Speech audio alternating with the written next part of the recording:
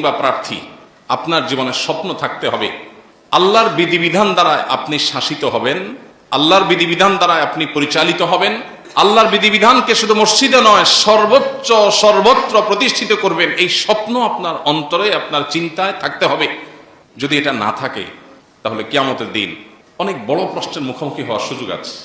আল্লাহ যদি জিজ্ঞাসা করেন, বান্দা নামাজ পড়ার সময় ফরজ, নফল, সুন্নত, ওয়াজিব এগুলা খুঁজছিলা, বাট মসজিদের বাইরে যে তোমার জীবন আছে, সে সামগ্রিক জীবনে তুমি আমার আদেশ নিষেধ এটা কি মাথায় একবার তোমার এসেছিল? একবারও তুমি জিজ্ঞাসা করেছিলে? তাহলে কি আমার দিনটা কি তোমার অপরিপূর্ণ মনে হয়েছে? আতুমিনুনা বিবাদিল কিতাবি ওয়া তাকফুরুনা বিবাদ, কোরআনের কিছু অংশকে মেনে আর কিছু অংশকে তুমি অন্য ইজম আর মতবাদের অনুসরণ করবার সিদ্ধান্ত গ্রহণ করেছিল, কুফরি করেছিলে। অতএব যারা নেতৃবৃন্দ আছেন, সীমাবদ্ধতার বিষয়গুলো আমরা জানি বিশ্ব বাস্তবতা, আমাদের দেশের সার্বিক পরিবেশ পরিস্থিতি, মানুষের মন মানসিকতা সব মিলিয়ে আমরা অনেক ভালো চাই, পারি না।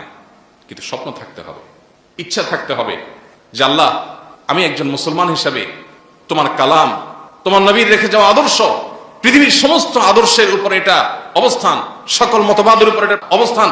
সকল মতবাদ সাময়িক, কোন সমাজে চল হয়, কোন সমাজে অচল, কোন যুগে সচল থাকে, কোন যুগে অচল হয়ে যায়। এটা কিয়ামত পর্যন্ত সচল স্টাবলিশ করতে পারছি না, প্রয়োগ করতে পারছি না। আমাদের দুর্বলতা, আমাদের ত্রুটি, আমাদের সীমাবদ্ধতা, আমাদের ইমানের দুর্বলতা। তোমার সিস্টেমের কোনো ত্রুটি নাই মালিক। আল্লাহর সাথে অন্তত এই কথাটা ক্লিয়ার রাখা দরকার। বিভিন্ন মানুষের তৈরি বাদ, মতবাদ এগুলো আমাদের মনে, মস্তিষ্কে, মগজে এমন ভাবে গেঁথে গেছে, এগুলোকে আমরা নির্বিকল্প মনে করে বসে আছি, অথচ এগুলো কোথাও শান্তি দিতে পারছে না।